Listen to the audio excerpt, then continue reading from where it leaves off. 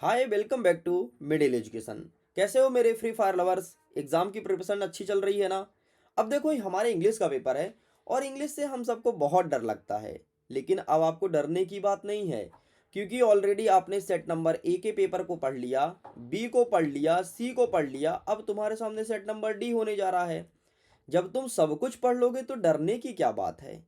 तुम्हारा पेपर इतना सरल आ रहा है ना, तुम देखना चुटकी बजाते सारे क्वेश्चंस को सॉल्व करोगे। देखो यार, अगर तुम मिडिल एजुकेशन के पक्के सब्सक्राइबर हो, मैं ऐसा उम्मीद करता हूं कि तुम ए बी सी इन तीनों क्वेश्चन पेपर को अच्छे से पढ़ लिया होगा। जो मैं ट्रिक्स बताया हूं उन ट्रिक्स को याद कर लिया होगा और बेहतरीन तैयारी तुम्हारी हो गई होगी। आज हम कवर करेंगे सेट नंबर डी, जिसमें ए टू जेड प्रश्न 1 से लेकर के 16 तक के संपूर्ण प्रश्न उत्तर को शॉर्ट में समझने का प्रयास करेंगे। अगर आपने या फिर आपको कोई पॉइंट समझ में नहीं आया है तो प्लीज़ इन वीडियो को ज़रूर देखिएगा। इन वीडियो में मैं क्या क्या समझाया हूँ थोड़ी मैं बता देता हूँ।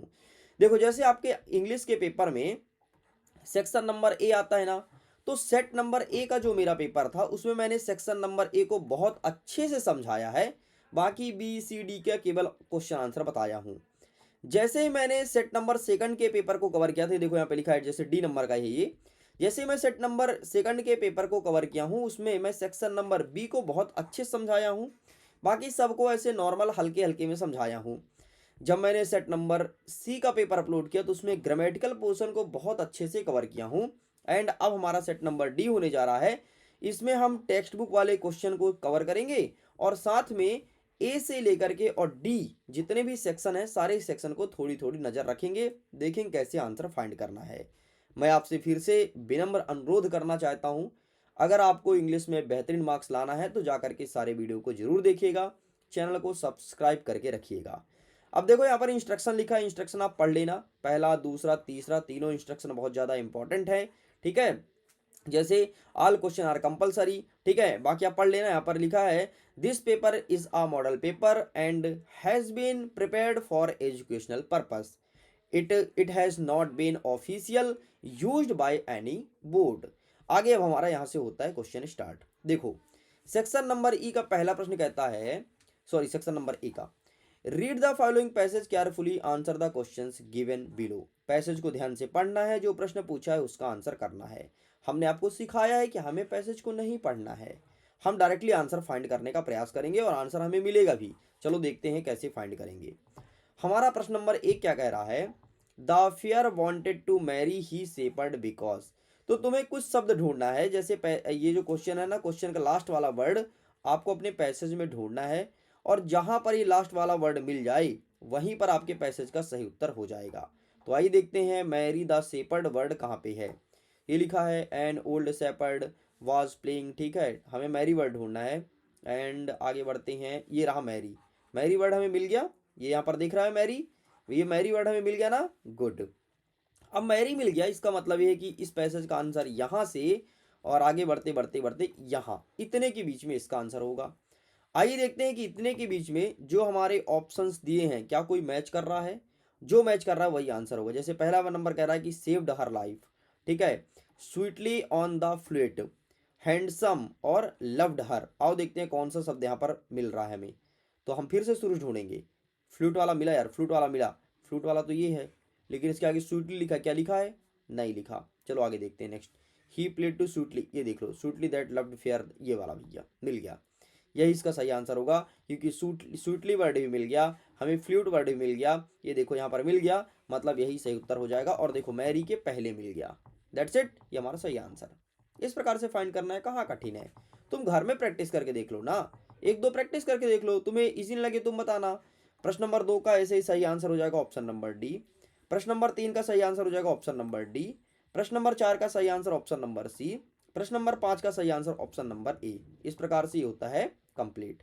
आगे क्वेश्चन नंबर सेकंड कहता है read the passage carefully answer the questions given below it. फिर से पैसेज ध्यान से पढ़ना है, जो प्रश्न पूछा है उसका आंसर हमें करना है। अब देखो फिर से वैसे ढूंढना है, क्या कहता है, one who can not see is called. जिसने नहीं देखा उसे, जिसको दिखाई नहीं देता उसे क्या कहते हैं? डीफ, क्या गहरा कहते हैं? डब, क्या मूर्ख कहते हैं? लंब, या फिर ब्लाइंड, अंधा, तो उसे अंधा कहते हैं। ठीक है, इतना सरल था।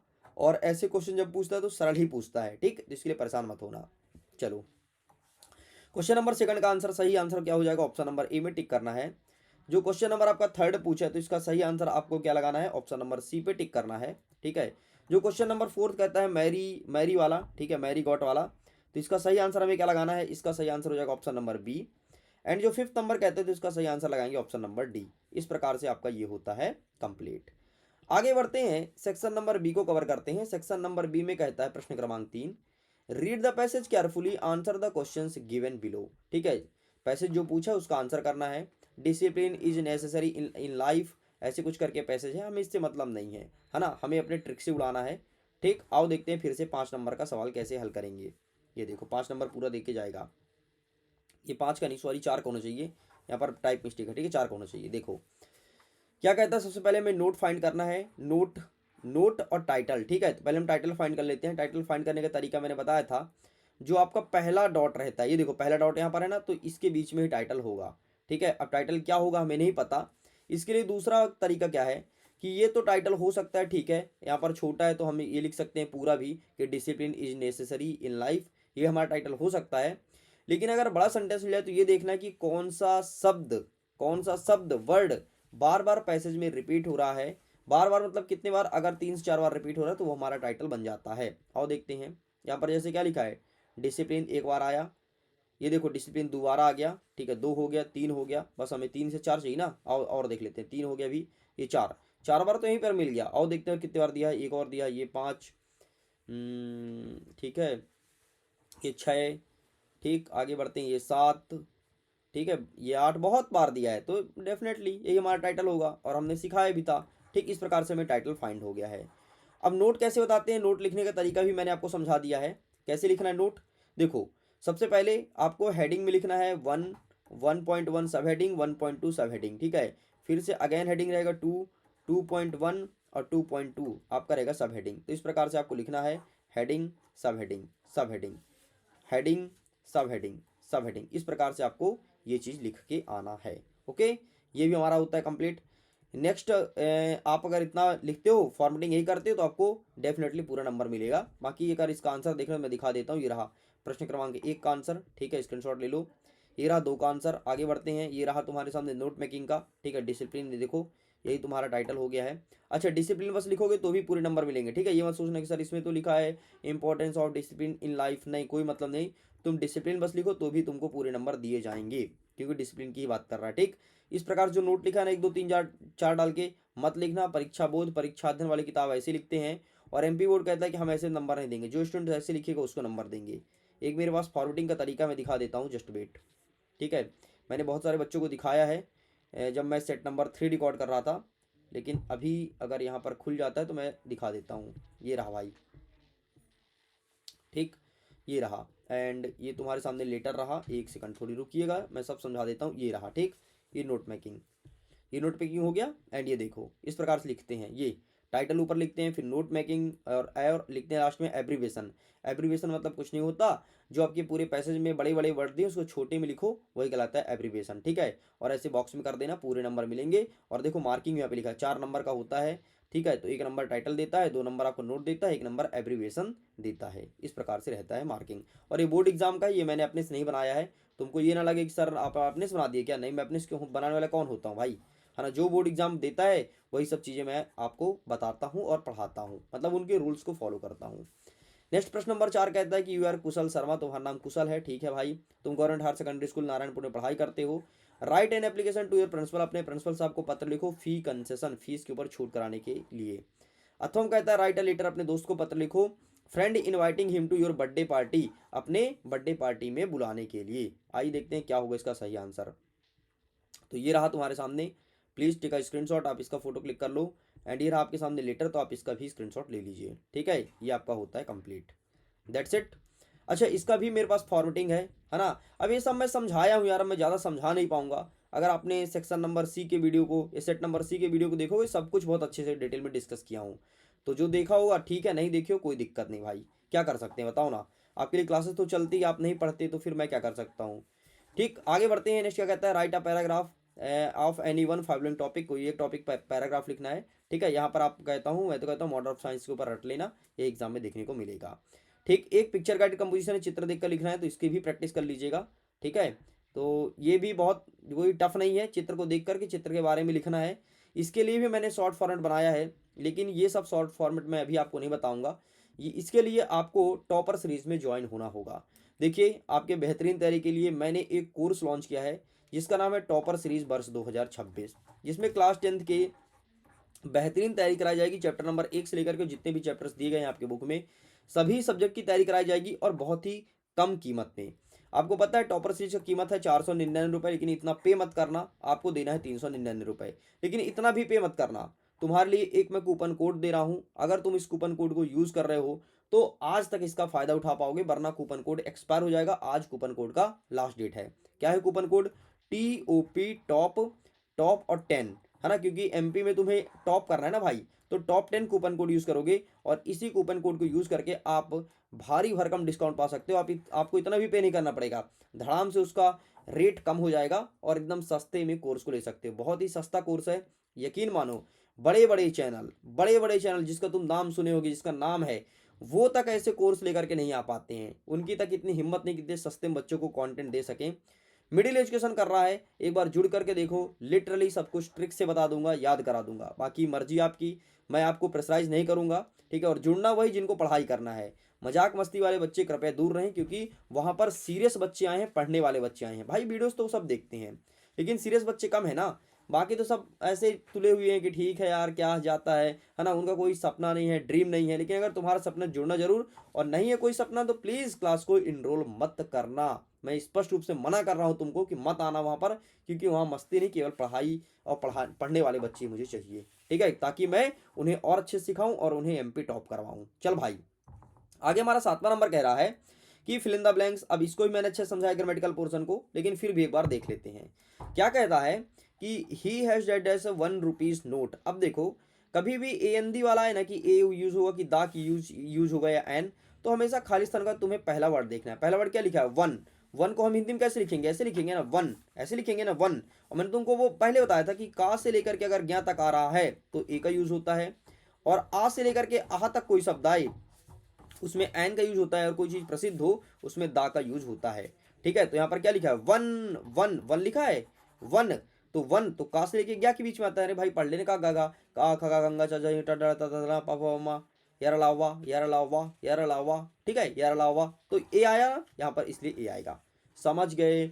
अगर यहीं पर वन ना लिखा होता, यहाँ पर सपोज करो कि ऑवर्स लिखा होता, ऑवर्स या फिर हावर्स, ठीक है, ऑवर्स पढ़ते हैं वैसे, इसे ऑवर्स, ऑवर्स लिखा होता तो आ से शुरू हो रहा है ना। अरे घंटा होता है यार हिंदी में, घंटा नहीं मतलब आवर्स होता।